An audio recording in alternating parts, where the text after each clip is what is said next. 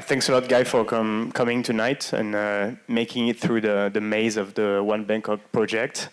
I really appreciate your presence tonight. Thanks a lot for Alliance Française for hosting us. And obviously, Ariya, thank you so much for making yourself available. You're probably one of the busiest people I know. So really appreciate the time you take to come here, talk about your journey, your experience.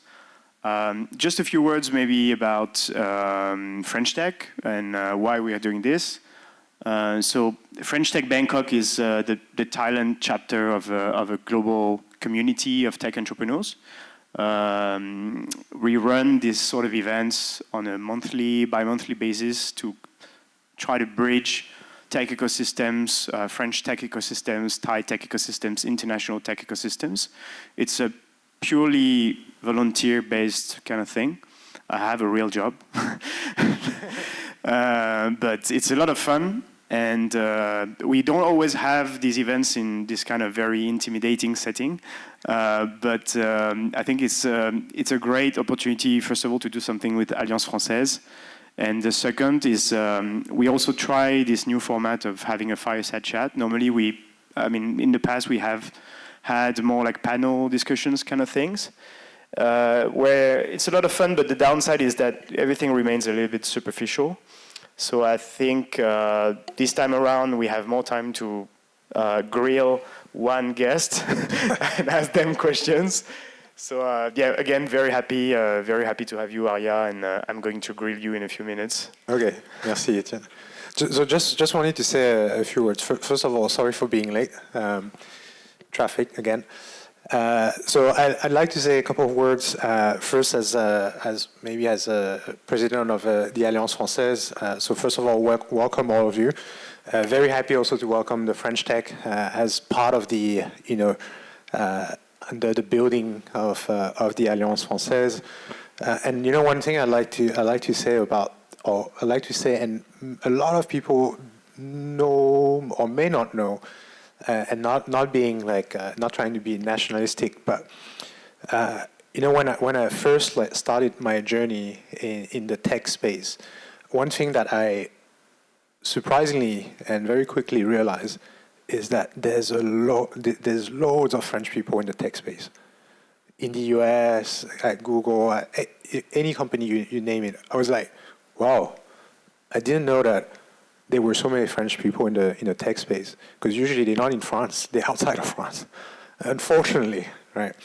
So it's one of the hidden talent that we have that doesn't get talked about as much as luxury, fashion, wine, cheese, bread, and all, which are all great, which I love, but actually France shines in the tech space. Unfortunately, again, outside of France. And the other thing is, I've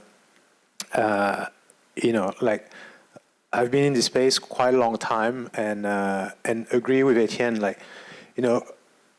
After COVID, past couple of months, you've probably seen a lot of big events.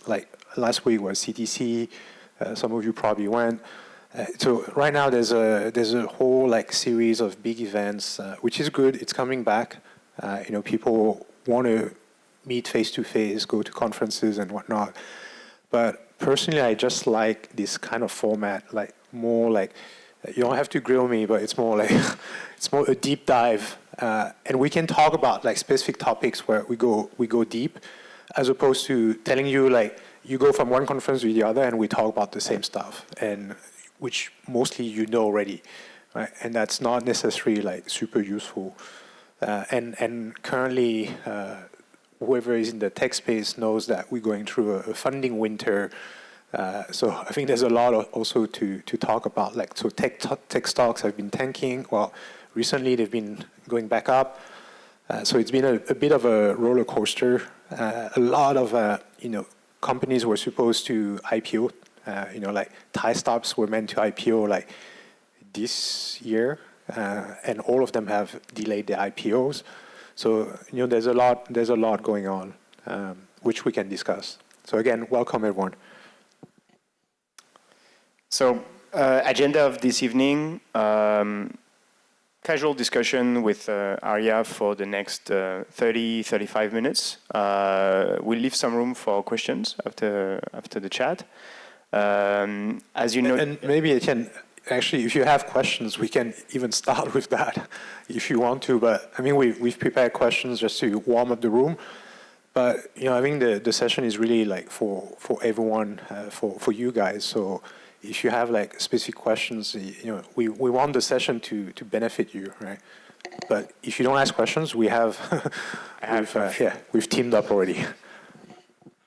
And yeah, there's a bar on the ground floor, as you probably noticed, and they confirmed that they would stay open until 10-ish, so we can have some drinks after and have a bit of networking. So feel free to stay after the event.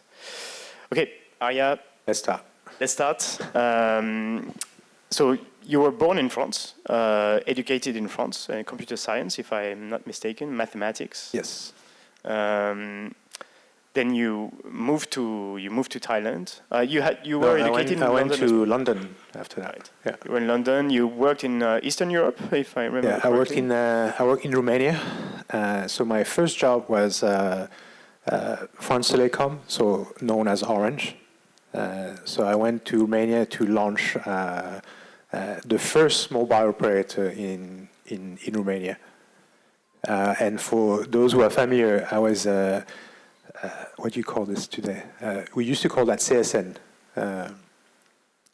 So I was doing like my army service, but working for a French company. So I stayed there for a year and a half. Yeah. For those who are not familiar with your journey in Thailand, you've been the Thailand CEO of Google, of Line, which is kind of the thing here in Thailand. BEC, you're probably one of the most legit tech guys here in Thailand. Can you take us a little bit through your professional journey? What made you move to Thailand? So, I always say there's only one reason for a guy to move. So I came back to get married. And I know that a lot of, I'm sure that a lot of you came or moved for that very similar reason. But beyond that, so I came back. I worked for Orange before in Romania. I went back to France to work for, at that time, early days of startups. I worked for a company called Genesis, doing like contact center software solutions, working for telcos. So I spent a lot of time with telcos. And then when Orange was launching in Thailand, that's when I came back. It was 2001, actually the 17th of May, 2001. And I always say, there's a very good reason why I remember so specifically and so vividly that date is the day I came back.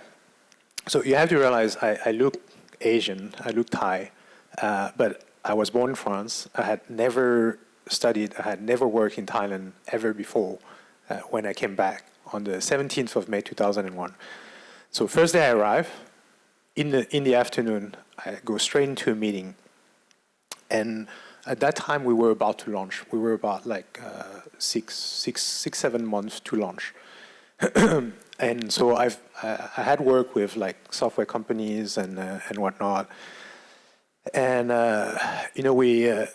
Orange picked a billing system provider, which was very well known in the industry for being like very hard to deal with and very expensive.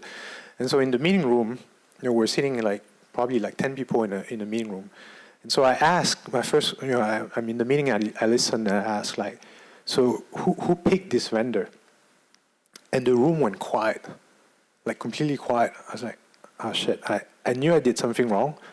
But first day is like, I didn't realize, I didn't realize quite what I did wrong until I left the room.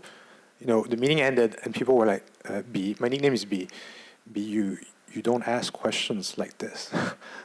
Because the way they took my questions, like, who picked this vendor?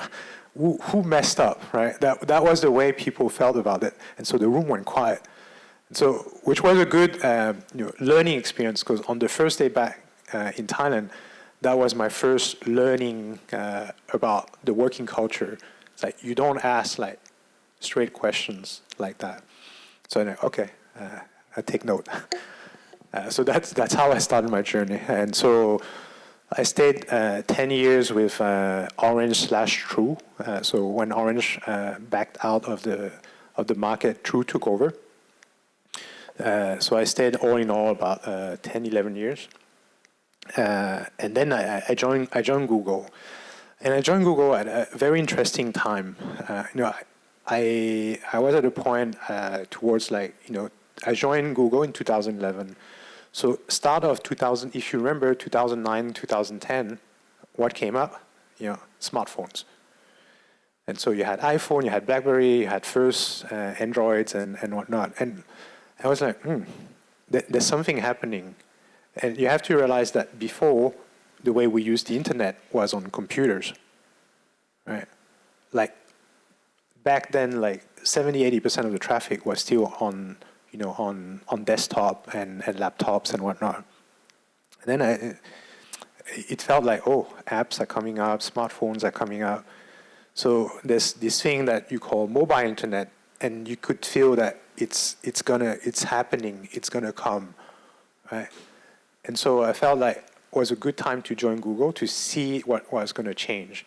And so 2014, Thailand was the first year where mobile internet traffic took over desktop. And now it's history because probably 80-ish% of the traffic is mobile internet. And that changed everything because now we're all addicted to mobile devices. So that's when I joined Google. But the truth is, Google is this tech company, but in reality, local offices are not tech, except the big hubs, like India, Singapore. Even back then, Singapore wasn't even tech. There was no tech team, right? A bit in Japan. And so the truth is, all the local offices of a lot of the so-called tech companies are actually not tech. Right. The tech is like Cupertino, Mountain View, and other countries, but not in the smaller countries. So the local offices are basically marketing, sales, and stuff, right? And so after 4 years, I was like, I had this hitch, I want to touch the product, right? And I have this joke that used to send email back to Mountain View, and there was an auto reply that would also always come back with a no. I want to do this for Thailand. No. Can we do this for Thailand? No. Because scale at Google means you roll this out in 60 countries, not for one country. Right? And so that's why I decided then to join Line, because Line came to me and said, well, we want you to take care of the business, but we also want you to launch new products for Thailand. I said, okay, where do I sign? I said, that's what I want to do, right? And it took me about 2 years to build the tech team because we had zero engineers based in Thailand. So we started acquiring dev companies, and when I left, we had around 140 engineers based in Thailand, right? And so that was really the journey that was fun, launching new products, launching Lineman. We had Line TV and a lot of other products. So that was the cool part, right? So that's how I got into the digital space and then the tech space. Yeah. So now you're an entrepreneur. You have it's Yeah. completely different, right? Can you tell us a little bit about transformational and how you came up with this idea? Yes. So after Line, I did something a bit crazy. Is I went to join BEC, which is the Channel 3, the second largest TV station. And obviously, you know that TV as a traditional media is it's declining. And so what I thought is always been when you're on the disruptor side, it's fun, right? You disrupt. But then I was thinking, well, maybe should we help traditional businesses to transform rather than just disrupt them, right? So that was the bet I took. So because I've done YouTube, I did Line TV, so I saw that it's possible to do something about TV. So I joined BEC for a year. Didn't work out. And we'll probably talk about this because it's a family business. So it's not just a business. It comes with territory and a lot of people that you cannot always influence, even being the president. And so I left after a year. But the intent, the idea to still help big corporate stayed. So after I left, that's when COVID started, kind of. And so that's when I actually started Transformational. And COVID was actually a very good time to start something that relates to digital transformation. Because as you know, like all the businesses suffered from COVID. And so everyone until today still wants to transform. So for me, COVID was actually I hate to say that, but a good time to launch my business. Because for the past 2 years, you've probably heard a lot of corporation talking about digital transformation. So that's how I started. Right. I mean, with this very, very long corporate background that you had, did you find it like more difficult or easier to start something like from scratch, or? So two things. So I've always been like more of a professional type of CEO as opposed to like, pure startup entrepreneur. And so when I switched to becoming like entrepreneur, all my startup friends were like, yeah. Now you know. I was like, yeah, now I know. Because it's funny. Like when I started, it was just me, and some of the clients I was starting to talk to are like, oh yeah, give me your assistant's number. I'll arrange a meeting. I was like, oh, it's okay. You can just message me, because I didn't have an assistant then. I'm used to having like an army of people, like 500 or people-ish, and suddenly it was like just a one-man show when it started. So like from legal, accounting, like doing everything myself for a couple of months until like the business like was really starting. So that was my wow. I was like, oh shit, it's exhausting, but I love it, right? I wouldn't go back now that I've done this for 2 years and a half, and so then I've started other businesses as well. Yeah. Just to get back on transformational, can you explain to us a little bit what you do for your clients, okay. the kind of work you? So I think it's a good question, because when you say digital transformation, it's super vague, because you have people who do like training, people focus on culture, people focus on HR. There's a lot that goes under this this sort of buzzword. So when I do digital transformation, first of all, I focus purely on Thai corporates, and I'll tell you why in a second, or maybe I'll tell you why now. The reason is simple. If you want to transform business, well, first of all, it takes money, right? And multinationals in Thailand have no authority and don't have money, because the money is at a regional or at a global level. And just like when I used to work for Google, they're not going to do something specifically for Thailand. It's got to be something that is done at a regional or at a global level. So it means that kind of decision is not up to the Thailand office. So I take out MNCs, multinationals. And so that's why I focus on Thai corporates, because the CEO or the owner is based here, right? And the money is theirs. Right? And funny enough, after my experience, my preference is actually to work for family businesses, family corporations, and for good reason. Because if you're going to invest 50, 100 million baht in building a platform or a new business, the only one who can take that decision in the entire company is the CEO. And better than the CEO is the owner, because that's his money. Right? And so that's why my preference is to work with family-owned business, because it's their money, And so they will take decisions, I don't want to say faster, but I would say relatively faster in the, at the corporate speed, right? And so that's why I focus on Thai corporation. And so what do I do? So transformation is, I just had a discussion just before coming here with a client. Transformation is actually not hard to measure. If it's hard to measure, it means that you're not doing anything that matters, right? Because if you transform the business, it means that to me, transformation means that you're building a new business. I try not to touch the existing business for two reasons. Because the existing business, I cannot be better than them. I will not know more than the team and people who have been around for 30, 40 years doing the same thing, right? And two, the more important reason is the existing business is not going to grow like 10x. It's not going to grow 30%, it's not going to grow 50%, it's not going to grow 100%. It's going to grow like single digit. So that business, I don't want to touch, right?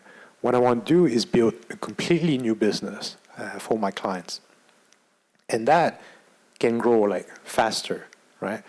And ideally, this business becomes like 10, 20, 30, 40% of their revenue in the future. So it becomes the future of the company. So that's what we do. And obviously, the new business, to scale is based on technology. But we don't just develop an app or a platform because there's a lot of software developer, app developers in Thailand and elsewhere. I deliver an app. It doesn't mean you have a business. You just have an app, right? And this app or this platform to make money, you need users, you need a business model, you need a team to run it. So the way I look at digital transformation is one is like you need the product, right? And so we come up with the product, the concept. So that's the tech part. Two, we come up with commercial, meaning the business model. If you build a new business, what's the business model? How do you make money, right? And we do like the business model, the feasibility, everything for them, right? To say, okay, in first year, second year, third year, how much are we, how much this business can be. And obviously, I don't make numbers out of thin air because I work with them so that they're comfortable that these numbers are reasonable. Aggressive and reasonable. Right? The third part is operation, because very often, like corporations thinks that when you say tech, it's like you press a button and everything like runs by itself. But everyone in tech knows that it's not true, right? If you don't have strong ops, then that business will not run, right? If you look at e-commerce, food delivery, you have an army of people behind this, right? Now, like delivery platform have hundreds of thousands of drivers, right? And the joke I like to say is that the first time I launched Lineman, back on the back of the motorcycle. Back then, they didn't have like these boxes to put like the food, right? So when people order like something like pizza, right? Your driver cannot drive and hold the pizza like this, right? He's got to hold this like this in the back. So imagine the pizza, right? And so when we first launched, get a lot of calls like friends, people who knew me like, my pizza is like I can't eat my pizza. And how do you train back then it was 15,000 drivers. How do you train 15,000 drivers to say you cannot hold the pizza like this, right? But then how do you hold it, right? How do you scale the business? How do you train like 15,000 drivers? And back then it was just 15,000. Today it's like 50, 100,000 drivers. How do you manage that kind of operation? So operation is the third part. And the fourth part is HR. So HR, usually it's not really in my scope, but we end up having to help clients with that. Because when you build a new business, basically the existing people don't know that business. They don't know how to run the business because it's new to them. So we kind of build a new team, which is a mix of existing old people and also new blood that we bring in. And so the new blood that we bring in, actually, we have to recruit them. So we help clients like recruit. Sometimes we even sit on the interview. We make no money from this, but we just help them. Right? So I had a client when I first started with them. The digital team was zero. They had no one. So we were the team for them. Today they have about almost 100 people after 2 years. Yeah. So that's the scope of what we do. You said it earlier, digital transformation, innovation. Not sure if these two words are exactly the same thing, but those are buzzwords. We've heard them for decades.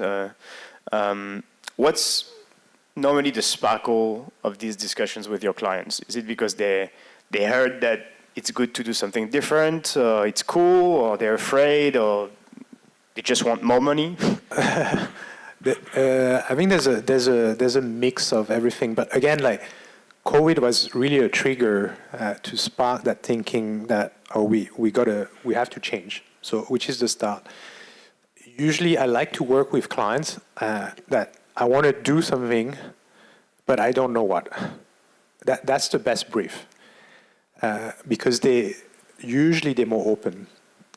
So ego is unfortunately the biggest hurdle when you go into large corporation and want to change something. And I've been more or less lucky so far that I've met people who say, "Oh, B, I know nothing about tech. Can you come and help us?" These are the best clients, right? Because they're very open, and they're vulnerable. So they're willing to admit that they don't know what they don't know, and they want us to help. The hardest clients to work with are clients who have already like a CTO, a CIO, a CDO, digital innovation or transformation. And it's usually harder to work with because someone owns that territory. And so when you go in, it's like you're kind of stepping on somebody's toes, right? Which is a bit more challenging. It's not impossible, but it's more challenging. And when you work with corporate, I think what's really important is how do you manage the stakeholder from top to working level, so that people don't feel that you come in as a threat, right? We come in, it's like we don't want to be like we don't want to be the star, right? We don't care. We just want to get paid, right? But we want you to be the hero, right? So we're not here to steal the spotlight from you. And it sounds like stupid, but it's super important, right? To make them to build that relationship, that trust, that they trust us, and you get more insights. Because if you don't know the inside of a company, it's like you're walking onto a minefield, right? Does it happen in your works with your clients that you source innovation or transformation from startup companies, for instance? I would like to kind of transition to this startup topic. Yeah. So no, and I explain. Let me explain you why. I mean, the very often the struggle for startups to work with corporates, and not to say it's not possible, but the thing you have to understand, and if you look at the fabric of the corporate environment in Thailand, it's families. These are big families. You take any vertical, you have families. And when you're a family, what's the mindset of a family? You are an owner. So they're used to owning the business. So to say that my business is going to be with someone else is not a concept that they usually comfortable with, right? So what we do is we build a platform for them. They own it. We don't, right? And that's a concept that I think fits, Thai corporates better. Right? It's like even startups that get CVC investment. In the end, you get absorbed, right? You become a part of that company. Right? or soon enough you'll become a part of that company, because they want to own that business. Right? If they believe in that business, they have to own it. So that's that's why it doesn't mean that other approaches are not possible, but that's the approach I take, because I know that what I build is something that they want to own. Right? I see. So yep.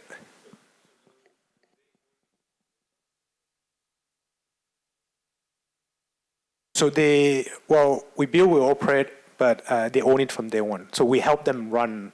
Like right now, we just launched like the platform for a client last week, and we're still with them, like helping them like sort things out, operation, looking at all the metrics, making the improvements, because they don't have enough people yet, but they own it. Yeah, they hire us to build it for them.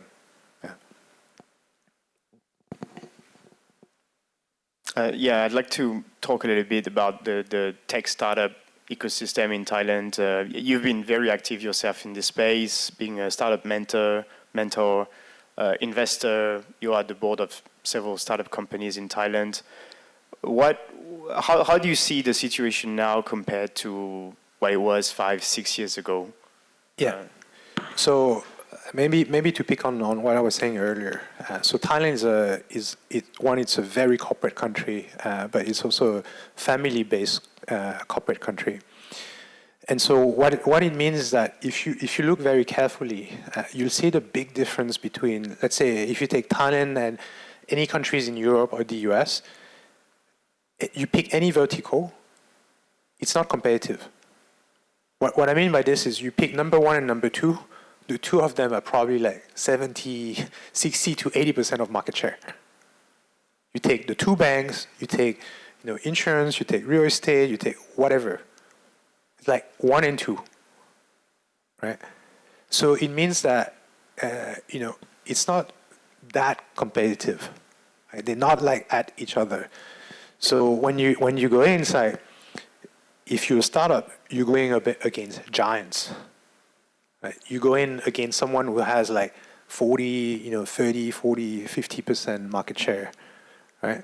So they let you play, but if you become like too big, well, they either acquire you or, they'll regulations or whatever. They have ways to, they definitely have ways to slow you down. I mean, just to put things into perspective, talk about a few like figures, numbers. I remember back in 2016 when I first arrived to Thailand, Texas reports mentioned that we were close to 100 million raised. Yeah, a lot of money. But most of the money, it's, again, because it's a corporate country, we are CVC based more than we VC based, right? CVC, corporate venture capital? Yes. Actually, apart from very few VCs, most of the money, and especially right now, most of the money is actually CVCs, right? So it's like, corporations, which is very different because it comes with, strings, as opposed to VC, which are more, okay, you get the money, go do your own thing, right? I think that there's no, and I'm sorry about that, but there's no recipe to say what works and what doesn't. But I think when you look at CVC money, it's very important to look at the first C and who is the first C, right? And I don't want to say you have to choose because right now maybe if you start up, you don't necessarily have a choice, right? But if you can choose, I think you got to choose who you getting money from, because usually it will come with like conditions. You can do this with my competitors and stuff like that, or can I have the right of right of first refusals and very very corporate like kind of stuff, right? So I think you have good CVCs and you have maybe less good CVCs, right? And so I think it's important that the the CEO or the owner, the culture of that company, and really understand like what is it that they are expecting from you, right? Because they're expecting something from you. It's a CVC, so you're not going to get money and go run and do your own thing, right? They expect something, right? And I think it's not wrong, but you have to be aligned and you have to be okay with those expectations. At the same time, like you said, you don't always have the option as a founder, and part of the reason why is that you don't have so many financial investors, like proper venture capital funds in Thailand. Why is that? Like, because Thailand is too small, and very often, unfortunately, like founders tend to think about, I think the if you step one step back, the biggest challenge of Southeast Asia, it's not one continent. You do something in China, you have billions of people. You do something in the US, same. Everyone speaks Chinese, everyone speaks English. But in Southeast Asia, Thailand speaks Thai, Singapore speaks, Singlish. You have Indonesians, you have different, very, very, very different cultures. And so what works in Thailand may not be replicated in Indonesia, and vice versa. So I think this region is actually a tough one. It's a very tough one because every country is very different. And when you go and launch in another country, it's like you're relaunching a new startup, right? So that makes it quite tough. Two is very often in Thailand we tend to be very focused on Thailand, and for VCs it's just 70 million people, so it's not a big country, and the spending power is not that high if you compare to some of the other countries. So that's part of the reason why you very often, like, VC are very hesitant to put money in like Thai startups, and most of the money goes to Singapore-based startup or Indonesian-based startups, right? So that's kind of our story, and the truth is, if you look and these are, a lot of them are my friends, but if you look at startups, Thai startups, how many have actually scaled? You don't have that many, right? Unlike if you look at Singapore, if you look at Indonesia, where you have like, the reason why you have massive investments is, because obviously it's a much bigger country, but if you look at users, the number of users they have, it's massive, And so when you look at Thailand, how many of us have like apps with like 10, 20, 30 million users? If it's not Line, if it's not YouTube, if it's not Lazada, if it's Shopee, yeah. And so we end up getting more CVC money because CVCs are focused on Thailand. So the existing startups kind of make sense for CVCs. Are there things that Thailand could try to fix or change to become a more attractive place for international investors? Lately, there's been some articles in the press. You always have these articles every now and then, saying that Thailand wanted to compete with Singapore to become like a regional tech platform, whatever. Like they have some exemption on capital gain tax. But is that enough? Like, do you think there could be fixed to attract more investors? I think there are two plays, right? You can play. Again, there's nothing wrong with working with corporates. It can be your play, right? It depends on what you do. Because Thai corporations do need help and do want help. And the good thing about corporations is that they have money, right? And the one reason why I work with Thai corporations is because, again, it's like they're so big that imagine like if they really decide to transform and move with the scale and the money that they have, the things they could do.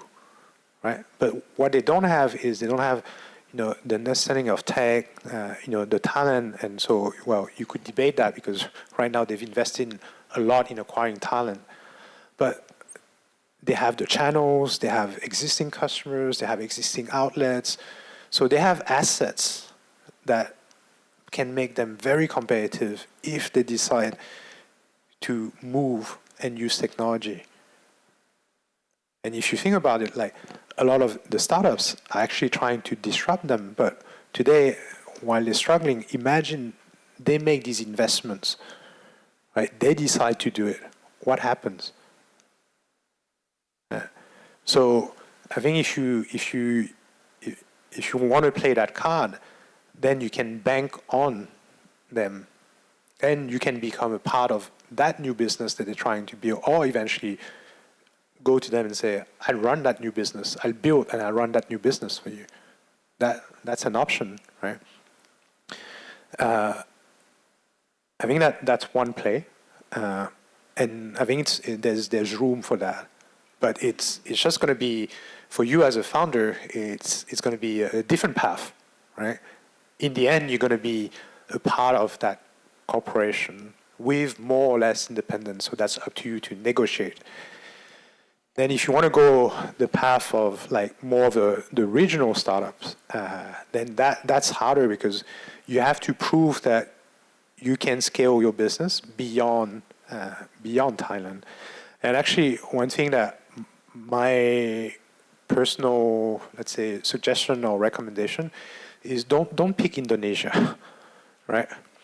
Because everyone like wants to go to Indonesia, and you got to realize that the money you need to go in Indonesia, it's like, it's 10x what you use for Thailand, because of the size of the country, because of the size of the competitors, because they have billions, they have hundreds of millions of dollars. You're competing with these guys.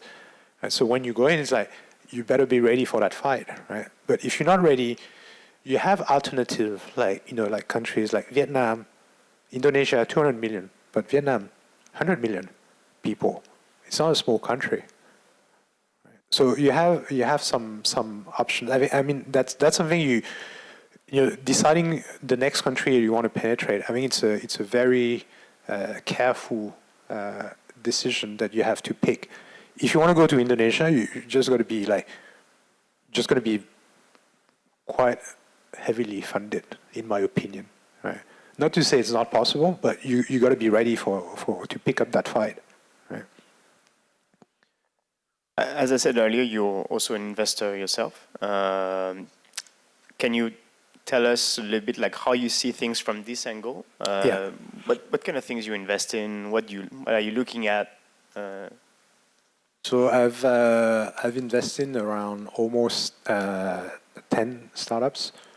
Not massive amounts. So I'm more of an angel investor. I've made one exit. That's good. I've made one loss because they shut down. I received like $1 USD, but I'm serious. I received $1 USD, and the rest still in survival mode. And it's I'm sure that you must know that right now it's like funding winter, right? It's really tough. I compare what's happening a bit to what happened with hotels. Suddenly, Thailand, we have a lot of hotels, right? And so what happened with COVID? Well, the big luxury expensive hotel started discounting their room rates. So you could go to very nice hotel for 3,000 baht and all. Well, but if you're a smaller hotel, what does it leave you with? If the very nice luxury hotels you're getting rooms for 3,000 or 4,000 baht, well, how much cheaper has to be the smaller hotel to be interesting? And so that's kind of what's happening. It's like right now you have big discount on valuations. So everyone is I think everyone is on the down round if you're raising right now. So it means that the big startups in Thailand, the valuation they're getting pushed down. So it means that the smaller guys, imagine if you have money right now, if you were to choose between, This guy offers like 40, 60, 40, 50% discount. And the small guy is like, not sure if he's going to survive. Where are you going to bet your money? Well, this guy. And that's what's happening. But it's not to say that these guys are not struggling. They are struggling, right? Even for them, it's tough. So imagine if for the big, the guys who are like Series B, C, or B, and above, these guys are struggling. So imagine like the seed stage. A lot of them are dead, right? Either dead or in zombie survival mode, right? So it's right now it's really tough. Yeah. I have another startup right now. I'm trying to close funding like within like end of this month. So I can tell you, as I feel that pain. It's even though I know people, it doesn't mean that I can give me money. It's like no, not now. So and also this pivot with what's been happening in the US and in other countries, when you have like all the tech stocks that have been like tanking compared to last year, then there's been a lot of doubts about like the tech, the viability of the business models. So certainly you have this 180-degree like turn and saying no, we no more burning cash, make profit, right? And so you've seen this in Thailand. You see like Lazada, Shopee, like raising GP and everything, like getting like laying off people. So everyone is like cutting costs to meet and to accelerate that path to profitability. So the big guys have a chance at doing that, but the smaller guys, it's much harder because you don't even have the scale yet. So how do you turn profitable? So to startups or entrepreneurs who come to you for advice or maybe for investment, what do you tell them? Like, do you serve them this depressing talk? Let's go for a drink. Well, no. We right now it's like moral support. But we exchange notes. The good thing is, and that's one thing that having been always like a plus of the Thailand, the Thai startup community is like we help each other, right? Everyone knows each other, so it's like we exchange that. Oh, okay, I used to have this guy, so we exchange notes, reach out, connect me to this VC. So trying to help, not saying it's enough, but the community is very supportive. So yeah, we exchange like VCs, CVCs, venture debts, potential institutional investors. So yeah, just trying to help each other like going through, but essentially we all need money in the end. That's what we need. The more support helps like short term, but essentially you need money. Fair enough. I had one last question on my end before maybe giving the microphone to the audience. Honestly speaking, I was quite surprised to see the announcement that you were the new president of Alliance Française. I don't know why people tend to kind of oppose technology and culture on the other hand. Can you tell us how this decision was made and yeah, I was forced. No, I'm joking. So actually, it's a funny story because the previous president is someone I call my uncle. Like Lung, like in Thai. So we actually not related, but he's been a friend of my family. So he used to see me like when I was like this big, and so it's funny now that when I joined the Alliance, like. I think 2017, around that. So he's the one who got me on board on the board, and it's funny because when I came back to Thailand, I kind of like cut ties with the French community. Not because I reject my roots, but because I had never lived in Thailand. So what I needed when I came back is I had zero network when I came back in Thailand. I knew no one, right? So my focus was, okay, I got to hang out with Thai people. That's what I needed when I came back. And then when I had my kids, 2014, and so first thought is like, oh, they got to speak French, right?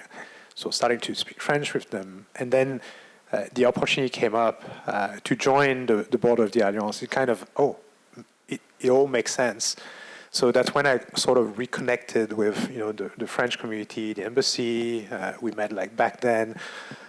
So that was just timing. So that's how it really started. And the trigger was really my kids, right? Wanting them to have that same double culture as I've had. So that's how I got back into the French community, and one thing led to another. Then the ex-president so wanted to retire, and that's when I kind of took over last year. Oh, that's great. I think Alliance is, a very good platform to kind of bridge these cultures, a little bit like what we're trying to do with French Tech as well. Yeah, and I say this, the other reason why I joined, it's like, to be honest, like being, having this double culture, being French, has helped me a lot through my journey. I've worked with in different environments for different companies, and when you today, let's be honest, you compete. You compete with a lot of people, and so when you have that something different, right? It's not just the grades, it's not just your professional experience. Now, especially tech companies, they will look a lot at who you are as an individual and what you bring to the company. How can you work with others?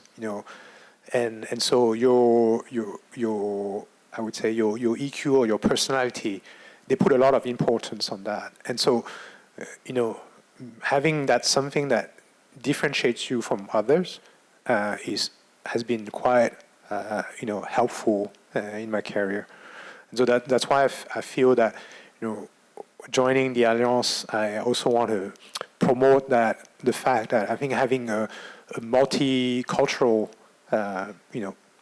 being multicultural in this day and age is super important. And you guys are the proof of this, because you're not in France right now.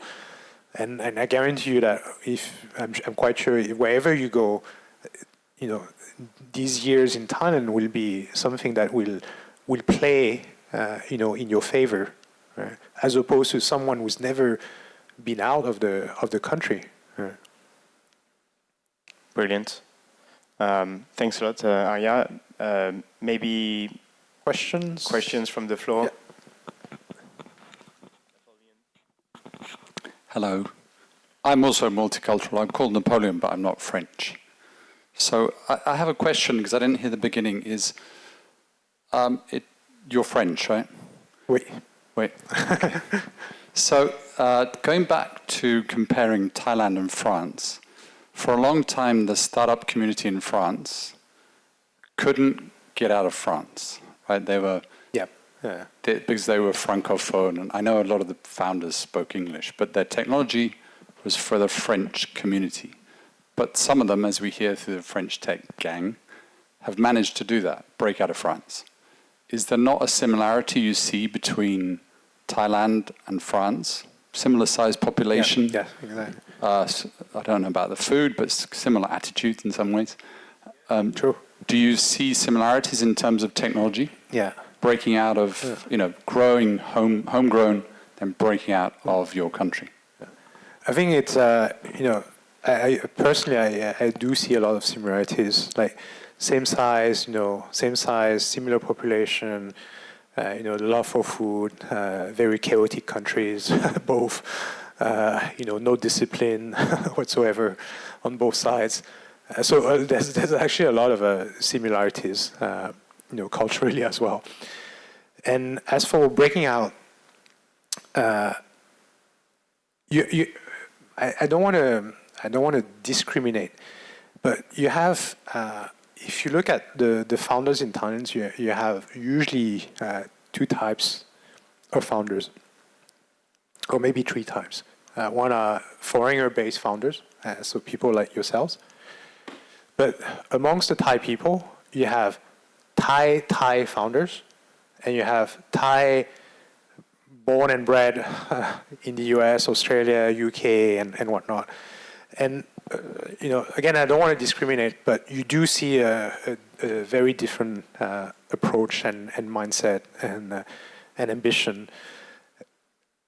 Another thing I would add is like a lot of the Thai founders are actually quite, to start with, are quite well off, if we're being honest. So, if you look at a lot of them, if they didn't have the startup, they would still be okay, right? Which is a good thing in a way, because then they're really focused and driven because they want to prove, to the world that they can build that startup. So you see very, very different mindset. So English, first of all, is not an issue for this cat of founders.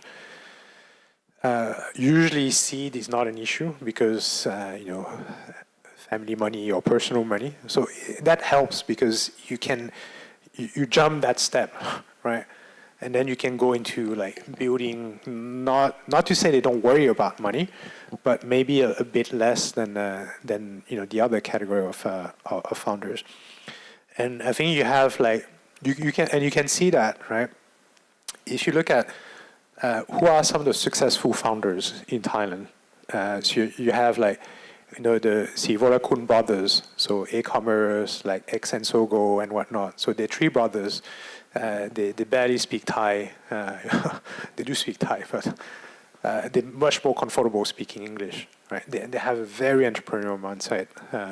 They're more American than Thai. You have people like Yod, Vong Nai,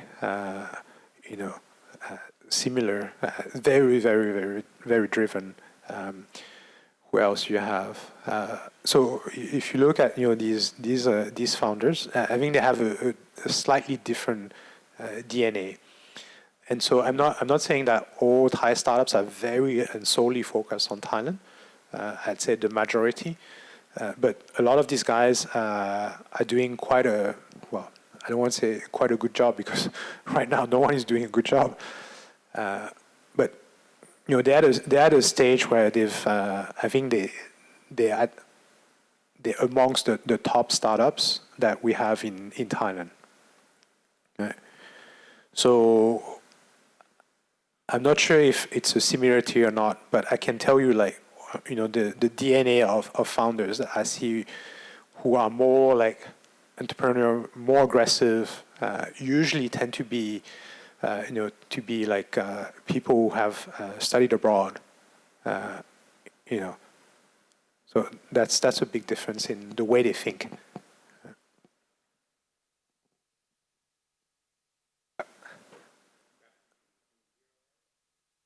Maybe for the others in the back, yeah. Shall I go first? Go Thank ahead. you. You touched upon so many interesting topics, and I was wondering if you might go back and delve a little bit more into one. You mentioned the challenges of starting in a regional basis in Southeast Asia being so diverse. Yep. Since you have firsthand experience with Line, could you offer your thoughts on how they became so successful here in Thailand, being a Japan-based company and doing so well in Taiwan and Thailand? Well, actually, Line is a great example because we were not successful in all the countries in Southeast Asia, right? So Line is a Korean company. The service was born in Japan. So Japan is number 1 country, Thailand number 2, Taiwan number 3. And at some point we were in Indonesia and we lost it to WhatsApp and Messenger, which is a shame because at some point was doing really well. So you can see that, again, what works in one country doesn't replicate to the others. So why did it work in Thailand? I think, culture, chat is very personal. Right?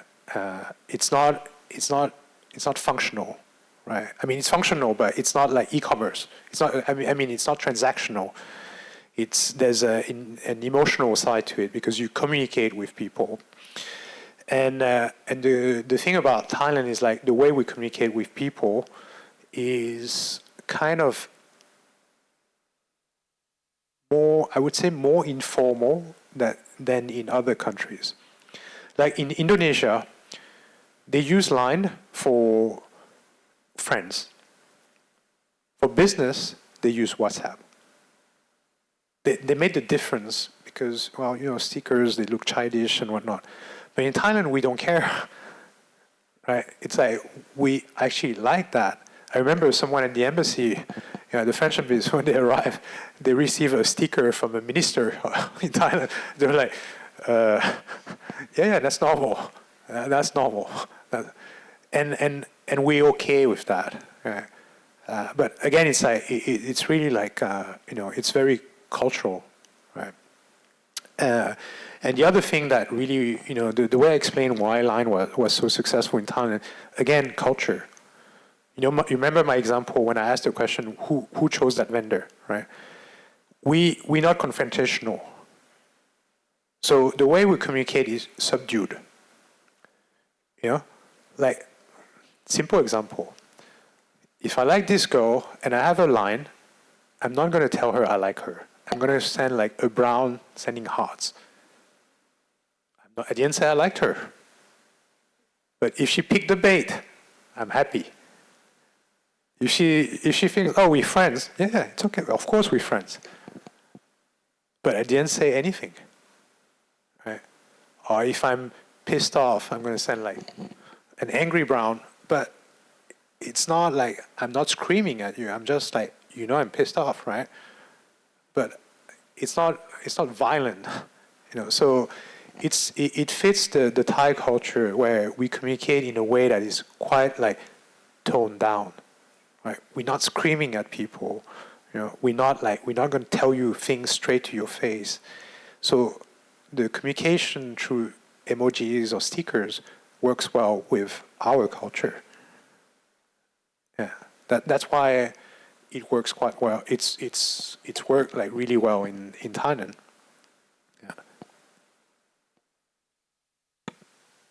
Yeah. First off, thank you for coming. This is great with what you guys are doing.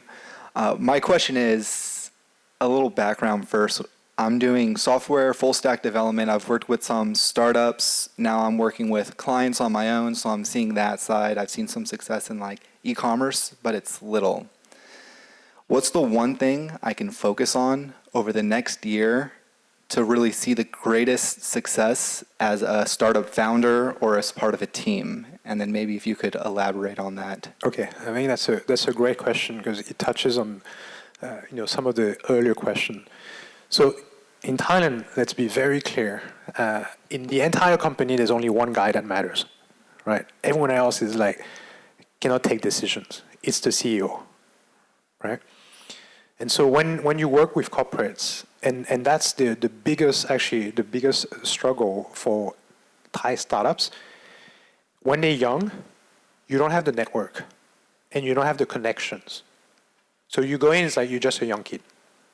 Even if you're 30 over years old, they don't know you, right? And you think you're going to help them change their company. They're so much bigger than you, right? And it's very important that you work your way to the closest as possible to the decision maker, right? So that ultimately, I want to talk to you, right? So you got to go as close as possible to the C-level because that's where the decision is going to be made, right? That's where, if you want a biggest investment, that's where it's going to be made. If you're here, it's like, yeah, you'll get maybe 100,000, a million, but if you want to get like in the tens or hundreds of millions, it's here. First thing. And that's where I say, amongst ourselves, the Thai startup community is quite helpful because, like, we try to help each other. Oh, okay, I'll connect you to the CEO at such and such, and we're willing to help with that. But I'm going to make sure that we don't burn ourselves either, right? The second thing is having a very big, don't want to say mistake, right? But very often it's like when you go in, it's like, I want something. I want your money. It's like, I'm going to do this for you. But essentially, you want to grow your startup. But you have to think, on the other hand, the other guy who's looking at you is like, who are you? Like, I'm a massive conglomerate. I'm a big corporation. I do like billions of baht a year. So you're going to help me, or am I going to help you, right? So I mean, it's like you got to be real, and you got to be like, I think, humble. How you go to them. I think you can help them, but you got to find that angle and say, I think I can help you with this. But when you say you help them, it means that you need to understand them. So, for instance, what I do is like when I go to them with a product concept that they didn't even ask for, it's like, it's in a way, it almost feels pretentious, right? But you got to go in and say, I've done my homework. I've looked at the analyst report. I've looked at the interviews. I look at the articles. I look at who is on the board. I've done my homework. I've looked at the competitors. When I go in, it's like they have to feel that I've made my homework and I know the business. Because I gotta, first shot is like, you gotta build that trust. Like, oh, you know my business. It's not you know your business. You have to know their business. And that's how you build that first connection that, okay, maybe I should talk to you. Right? But very often it's like, people go in, it's like, I want this, I want to use your stores, I want to use your channels, can they sell my product? And it's like, what for? What is it that they're getting? Right? How much can they make from selling your products? How does that help them? And I think that's that's where you gotta flip the chairs and be like, okay, I'm sitting on the CEO of that corporation side, and what is it that I would want from a startup like yours, or like yours and like yours? And I think if you can answer that question and say, maybe there's something I can help you with, and maybe let me prove it to you, then that's your entry ticket. Yeah, that's great, especially coming from America. Definitely a shift in perspective. Yeah. Second one, real quick. I, too, have met a Thai girl. What's one thing I can do to make her feel special? Well, you can marry her. That's you can ask him. He's got experience. But yeah. Yeah. I think. All right. Yeah. Your question. So the Kun B. Yeah. Right. My question is a little bit deeper in working in the multicultural environment. Yeah. For sure, we are in cultural environment.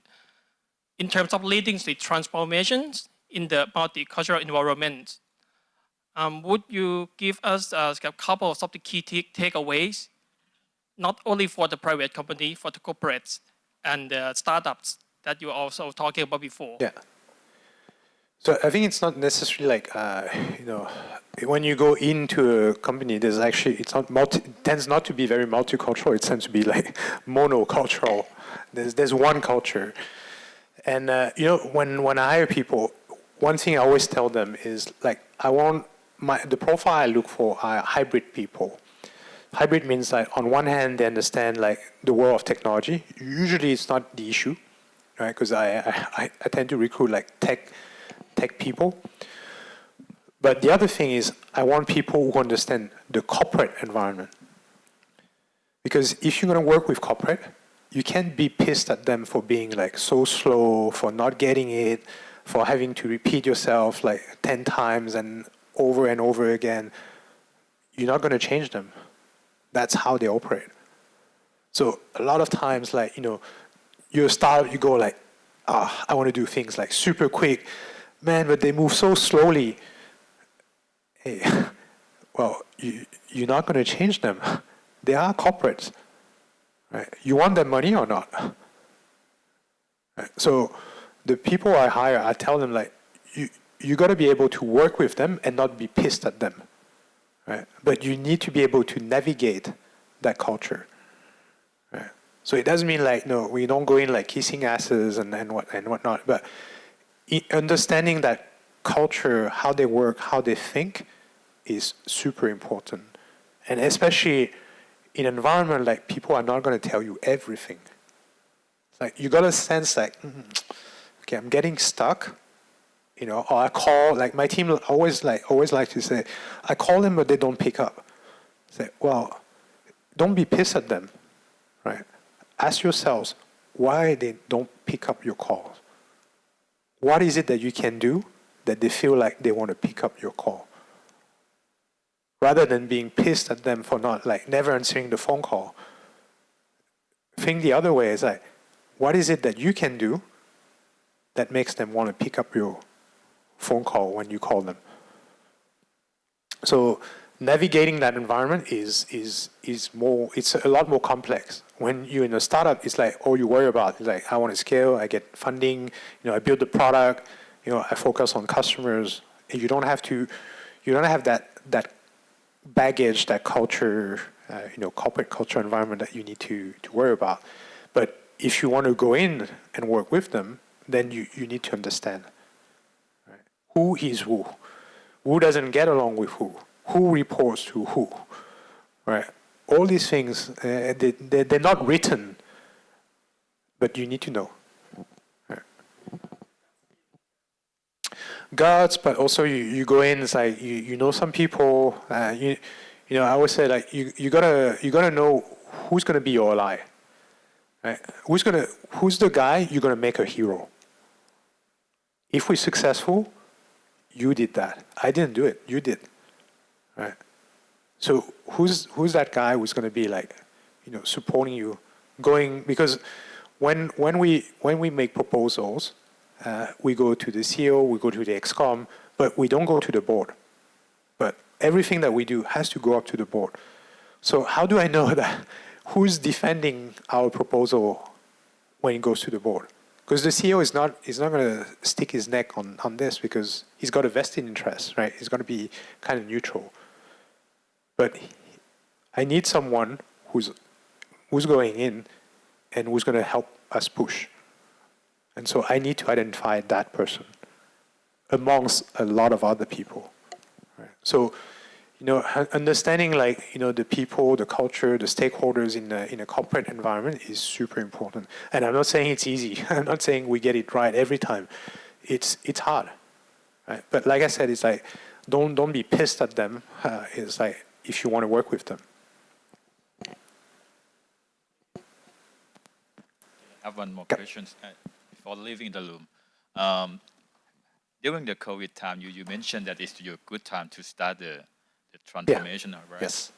But during the COVID time, I got my experience to take care of elderly persons and who using all kinds of communication via lines, WhatsApps, and they are a group of vulnerable customers. They cannot even, most of them, they cannot even send emails, attach the file.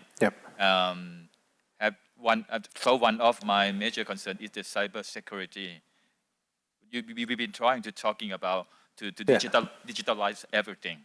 Have you got any customer to ask you to strengthen the cybersecurity of their for their public agencies or for because so I'll say two things about this. First is like you're touching on a good point. And one thing is like, when I work with my team, even now online, I always say that, Bangkok is not Thailand. That's super important, right? I've worked for some clients where 90% of their clients, of their customers are actually upcountry. And you see like behaviors that you don't see in Bangkok. Like switching on and off data, it's still very common upcountry because data is expensive. We don't realize that because you're actually quite fortunate that you have you have the money to pay for data plans and whatnot. But don't forget that the ARPU, the average revenue per users. So first of all, Thailand is a 80% prepaid country, not postpaid, right? So it means that they top up like in the morning when they go to 7-Eleven, in the evening when they come back from work. That's how it works. And the average is around 100 to 120 baht a month. Per month. How much do you pay for your plan? So how much data you get for 120 baht? So that's why so you have that behavior. The other thing is, and that's why TV is still big in Thailand, because you know why? TV is free. Watching YouTube, watching Netflix, watching Amazon Prime, that's not free. That's actually very expensive for the average Thai. So that's why TV is still a big channel, because you can turn it on, leave it all day. Doesn't consume any data. So that's a very important thing to understand. But going to your point about cybersecurity, right now you see so many scams. And unfortunately, being Thailand, we'll worry about cybersecurity after we have a breach, not before. So right now, no, not a lot of people. Yeah, it's on the radar. We know there's a threat. Yeah, we'll deal with that. We save, we protect it. So we'll have to wait for a big scandal or a big breach, and then everyone will jump onto cybersecurity. Right? So if you want this sector to take off, you hire a hacker to hack like one of the big banks, and then I'll guarantee you like everyone will jump onto cybersecurity. But right now, if we're being honest, like PDPA is like it's just we just need to check the box. Yeah, we've done that. But no one really cares about that. Yeah. So unfortunately, people are not quite concerned about cybersecurity as they should be yet. Okay, maybe one last question before we go to drinks. Two more questions. Two more. Okay. Or maybe can you raise your hand? Are there any questions left? 1, 2, 3. Okay, 3. Yeah, sure. All right, thank you. Thank you so much. I have maybe two observations I'd like to get your feedback on. So based on what you've been sharing so far, can I generalize that traditional conservative Thai culture is holding back corporate innovation? That's my first observation. And my second one would be maybe there is a shift in Thai culture. Politically, we're seeing the Move Forward Party is very confrontational. It's a reflection of also those who voted for that party, the younger generations who, maybe don't hold back so much. Maybe a good example in terms of a corporate startup would be like Kun Yot Wong Nai, right? At least from the outside, what I'm observing is his corporate culture seems less hierarchical, more open, more in terms of getting young people's feedback regardless of where they're from. So let me take your first question. Is it a holdback? Yes, to some extent. But like I said, the reason why I started my business is also that there's a need and there's a shift of a lot of the corporations that want to change and transform. So I think compared to maybe like before COVID, the urgency is here, which is positive, right? But having said that, being a typical corporation, they risk averse, right? So they'd be very cautious about like operational costs, like hiring too many people. They tend to ask like very often the same questions, which is good in a way because you get trained to answer those questions. So the willingness is there. I wouldn't say that it's preventing them at this stage to it's slowing them down or it's holding them back a bit, but the willingness to change is there. How they do it, it's a different question. They can use me, or they can try to do it by themselves, but the willingness is there. So to me, that's a big change that I've seen in the past 2 years. Convincing them is still like, you still need to convince them, right? That's the hard part, right? But at least the door is open. The second point about being more confrontational, don't forget that the people who are sitting at CEO positions, unfortunately, are not the young people yet. So you can shout, but I'm not sure you will change, how they run the business, right? And for a lot of them, the people running the business are their parents. So, and to be honest, if you look at Thai corporation, you have to admire what they've achieved, right? And I can tell you, if you look at the younger, the son and the children generation, they're nowhere near their parents. I'll be completely honest with you. You look at all the big conglomerates, what they've built. You look at this outside, right out of this building. Man, you need balls to build this during COVID, right? And that wasn't the decision of, that wasn't a light decision, right? It's someone with, that had the vision to say, and it paid off because, you know what? After COVID, material costs went up 30%. How much did they save? And everyone thought they were crazy during COVID. So, I'm maybe because I have to work with corporate, I see the positive, because otherwise I don't think I could work with them, right? I see assets that they have. I see there's potential, but there are also things that you need to unlock. And so I try to focus on, even though maybe I portray almost maybe a partly gray picture, but they have a lot of strength. They have the scale. They have the money. Right now, they have money, right? So it's something that you also have to take into account.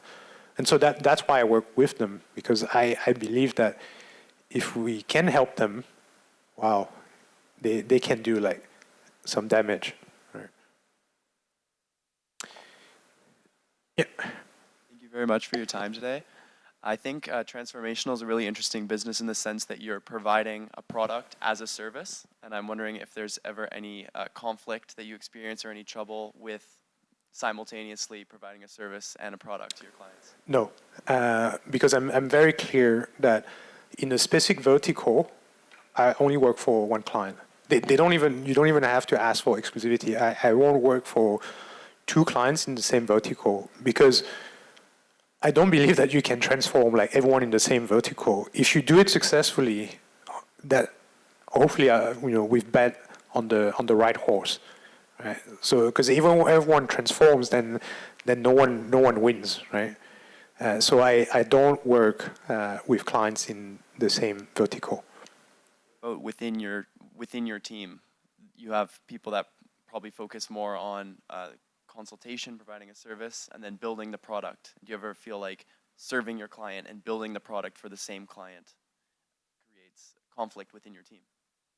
No, because the way we build stuff and the way we try to build stuff, it has to work, right? So I'm not precious about this is my idea, or the client we just launched last week, the first month after we started, they signed the contract, we started, we went back to the CEO and say, that idea was wrong, we need to change. So we went in and it's that idea we had originally just didn't work. So a month later, we just went back to him and say, we came up with something different. Right? So we work towards the same goal. It's building impact for our client. So that's how we focus, and no conflict. Yeah. If I could just ask one more, and Okay. maybe bookend this, since you mentioned starting with Google and at the inflection point of smartphones. Perhaps you could give a quick insight on sort of the Chang on the horizon. Your thoughts on AI and whether you think it might help corporations save money or people like disruptors having a new tool. I don't think there's a single conference you go to right now where people don't talk about AI, right? You can go insurtech, you can go marketing, you can go tech, you can go blockchain. It's like everyone's talking about AI. My thoughts on this is, it's not the first time, we go through these changes. And what you've seen again and again, it's like it actually creates new jobs. Right? When you think about like the early days of digital, you didn't have content creators, you didn't have influencers, right? So these are the jobs that didn't exist before. And I think AI is similar, but maybe a bit more disruptive in the sense that, well, being AI, it can be very smart, right? But I really believe that, it's going to create like new jobs. Obviously, some jobs are maybe redundant, but it means that you can do a better job, right? The other day, I went to talk about AI to insurtech. So insurance companies wanting to know trend. So I said, I did my whole presentation on actually I didn't use ChatGPT. I wanted to use Bard because I had never used it. The answers were practically similar. So I typed in, I have to do a presentation to insurance company about insurtech. What should I tell them? Boom, it spitted like my whole presentation. And I showed them, I said, okay, my whole presentation is based on, and then I asked questions. Okay, do you have examples? I even asked them like, why are insurance companies so slow at changing? Boom, four bullet points. I said, oh, very, very accurate. So, it makes you more effective, but it allows you also to, to deep dive on more specific topic. So when you have the broad lines, you have the broad strokes, then you can go deeper. It's just you're more effective and you go faster. Lots of people, developers, use ChatGPT to do like sort of basic codes, and so you just become more effective. And in the end, you can deliver a better product because for the same amount of time or for the same fees, well, you can do more. So being in tech, I don't think any of us are afraid of AI. We embrace that. It's more like people are more like coming from traditional businesses that maybe a bit afraid. But again, we've seen that time and time again that it only creates new jobs, right? But one point that worries me is a bit. Is like I feel that the reality is starting to catch up with movies. If you think about it, like Terminator and that kind of stuff, it's like you've seen this. It's really starting to catch up, right? If you think about Telnet, it's like, oh, are we heading that direction? I don't know. Yeah. สวัสดีค่ะ Thank you very much for your impressive insights. Back to your topic about transformational clients that you're working with. I'm really curious, like in case if you find the clients that come to you and they already have plan for everything, product, financial projections, and from your experience, that that's not going to work.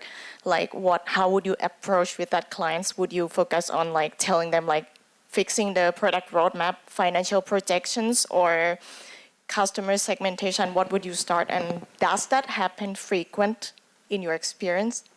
No, never.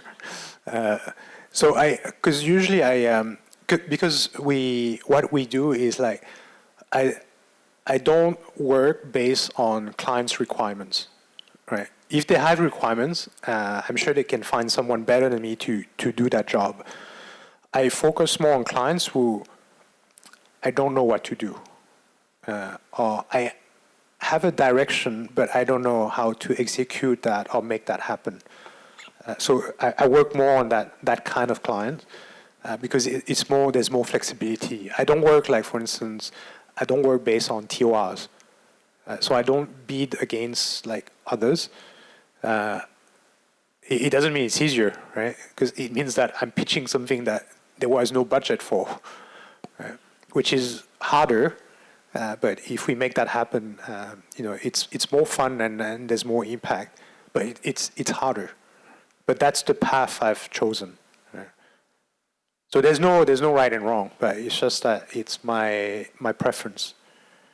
Because I try to go in like, with ideas about what can we do that is different or they haven't done successfully. Thank you. All right. This is it. Before we transition to Café Mademoiselle on the ground floor, I'd like to give a big round of applause to Kunbi. Thank you so much. Thank you. Thank you. So I just hope that it was helpful. Didn't feel it was grilling. It was quite friendly. But yeah, if you have other questions, happy to chat further downstairs. Being French, we should have a glass of wine during the fireside chat. I think they have beers as well. Okay, see you downstairs. Right. Thank you Thanks very a much. lot.